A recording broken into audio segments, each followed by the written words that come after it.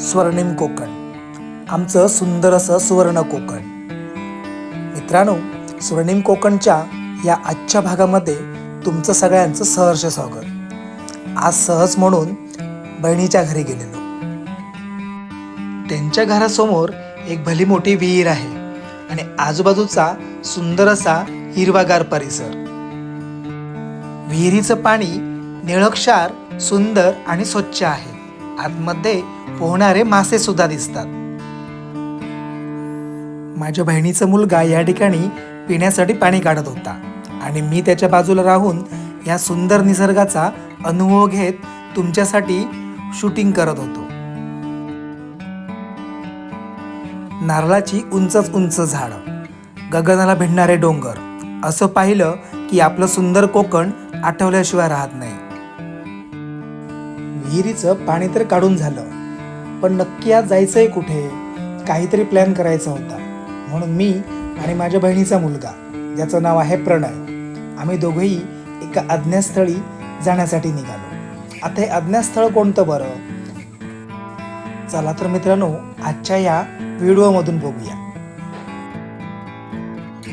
मी ज्या गावामध्ये गेलेलो तो गाव डोंगर कड्यानी अगदी वेढलेला आहे आणि याच डोंगरामध्ये खूप प्रचंड हिरवीगार झाडी असून याच झाडांमुळे प्रचंड मोठा पाऊस या डोंगराच्या कड्यांवरती पडतो.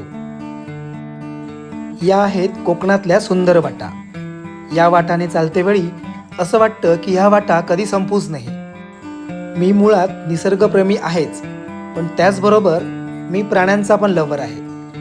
मांजरं, कुत्री, बैल, गाई हे सगळे प्राणी माझे आवडते, आवर्जून प्रेम करतो.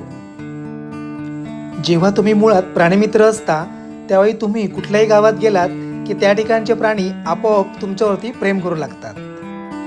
मी या गावामध्ये गेलेलो आणि हा शेजाऱ्यांचा कुत्रा माझ्या अगदी जवळ आला. थोडंसं त्याला गुंजारलं आणि तो माझ्यासोबत येण्यासाठी या जंगलाच्या दिशेने निघाला. अरे हो, पण एक गोष्ट सांगायची राहूनच गेली की आपण नक्की चाललोय कुठे? तर मित्रांनो, आपण चाललोय एक सुंदर असा ह्या डोंगराच्या कुशीमध्ये बसलेला धबधबा बघण्यासाठी. पाऊस पडून गेल्यामुळे निसर्ग कसा पूर्णपणे सुंदर असा हिरवागार झालाय. या ठिकाणी ही उंच उंच वाढलेली नारळाची झाडं, गगनाला भिडलेली, आणि ह्या नारळाच्या बागेतून जाणारी ही छोटीशी पायवाट. ह्या पायवाटा चालताना आपल्याला बघून चालावं लागतं. इथे अनेक रानभाज्या सुद्धा उगवलेल्या आहेत. त्यामध्ये टाकळा, कुरडू तसेच भारंगी अशा विविध भाज्या ह्याच जंगलामध्ये उगवल्यात. हा आमच्यासोबत आलेला राखणदार पाठ काही सोडायला तयार नाही आहे. म्हणतोय शेवटपर्यंत तुमच्यासोबतच राहणार. ह्या पायवाटेने जात असताना हे एक देवस्थान आहे.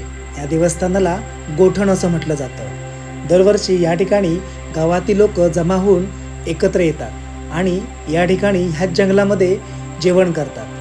मार्च ते मे महिन्यामध्ये जरी पाऊस नसला तरी पण ह्या छोट्या मोठ्या ओहळ्यांना झऱ्याच्या स्वरूपामध्ये पाणी असतं आणि हेच पाणी घेऊन या ठिकाणी जेवण केलं जातं. ही एक प्रकारची निसर्गच पूजा आहे. गोठण तर बघून झाली आणि आम्ही आता पुढे धबधब्याच्या दिशेने निघालो.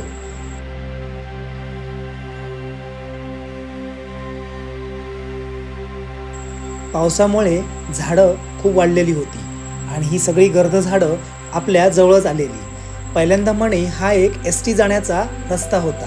2 डोंगराच्या मधून ही एसटी 2 गावं जोडत होती, पण काही कारणामुळे हा रस्ता कॅन्सलेशन झाला आणि हा एसटीचा मार्ग सुद्धा या ठिकाणी बदलण्यात आला.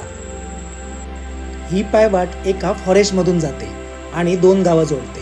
ज्यावेळी मुख्य रस्ते नव्हते त्यावेळी याच पायवाटांचा जुने काही लोक वापर करत असत. मध्ये ओढे नाले सुद्धा मिळत असत आणि ह्याच ओढ्या नाल्यांवरती त्यावेळी लाकडांची आडी बांधली जात असे आणि त्या आडीवरून लोक प्रवास करून एसटीचा प्रवास पुढे करून बाजार रहाट करत असत.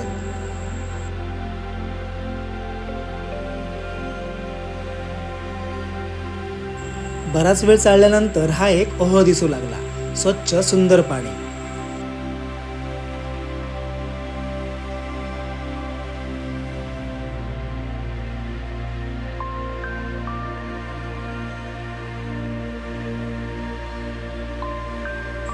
मला असं वाटतंय आमचं धबधब्याचं लोकेशन अगदी जवळच आलंय, कारण खूप मोठा आवाज मला ऐकू येतो.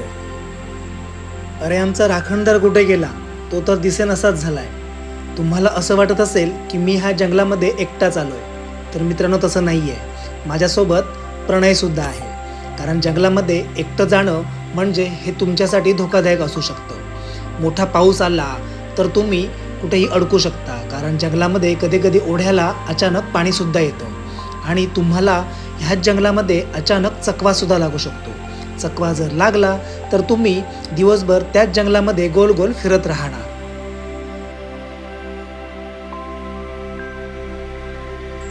तुम्ही कधी जंगलामध्ये धबधब्यावर गेलात तर ग्रीप असलेली चप्पल घालत जा, कारण या ठिकाणी दगडावरती पावसामुळे प्रचंड मोठं शेवाळ आलेलं असतं.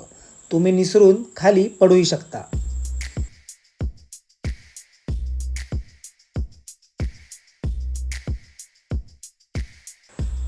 आमचा राखणदार आमचे काही पाठ सोडायला तयारच नव्हता. त्यालासुद्धा हा पाण्याचा प्रवाह क्रॉस करून आमच्यासोबत यायचं होतं. मी त्याला बरेच वेळा पकडायचा प्रयत्न केला, पण तो लांब लांब पळू लागला. म्हणत होता की मी माझ्या सेल्फमध्ये हा ओढा क्रॉस करेन.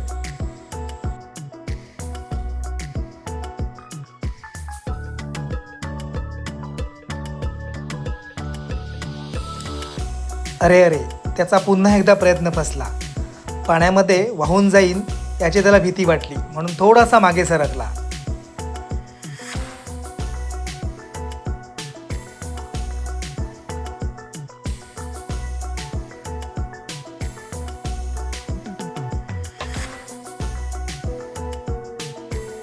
माझ्या प्रयत्नानंतर प्रणय त्याला घेण्यासाठी गेला, पण प्रणयचं पण तो ऐकायला काही तयार नाही.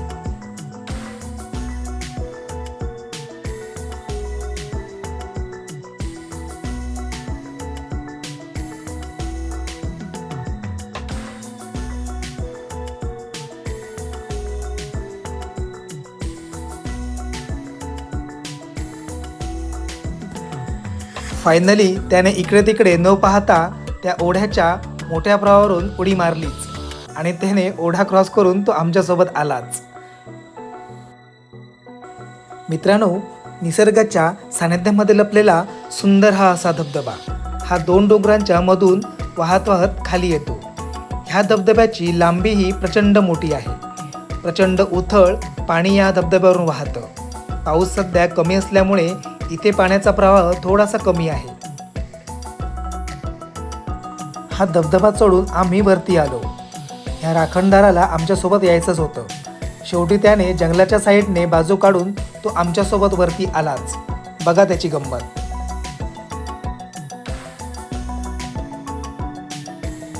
तुम्ही कधी अशा धबधब्याच्या ठिकाणी जर आलात तर त्या ठिकाणी कचरा, ग्लासेस, प्लॅस्टिक्स, बॉटल्स कधीच फेकू नका. निसर्गाने दिलेली तुमच्यासाठी ही सुंदर देणगी आहे. आम्ही जेव्हा धबधब्याच्या दिशेने निघालो तेव्हा पाऊस बिलकुलही नव्हता. पूर्णपणे ऊन पडलेलं. छत्र्या तर आम्ही घेतल्याच नव्हत्या आणि अचानकच पावसाची रिपरिप सुरू झाली.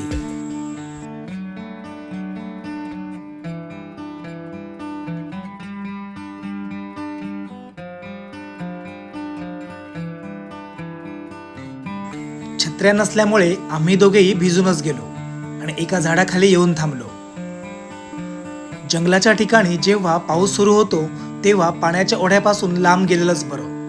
डोंगरामध्ये मोठा पाऊस जर पडला तर अचानकच पाण्याचा प्रवाह वाढू लागतो आणि आपण वाहूनही जाऊ शकतो. तर मित्रांनो, काय झालं, आम्ही ह्या सुंदर अशा ह्या अज्ञात धबधब्यावरती गेलेलो. इकडे ना पाऊस अचानक सुरू झालो आणि आम्ही छत्री वगैरे काहीच अडवलं नाही आणि आम्ही आता पूर्णपणे भिजलो आहे तिथे. आमचं डॉगी पण भिजलो आणि तो ओरडता घरी जाण्याला. त्यांनी आमचं बरीच ह्या जंगलामध्ये साथ दिली. आता पाऊस इलो, भिजलो आणि आमचा थंडी बसला. त्यामुळे आम्ही आता घरी निघालो. पण पुन्हा एखाद्या अशा अज्ञात लोकेशनसोबत पुन्हा भेटूया. तोपर्यंत धन्यवाद. Bye bye.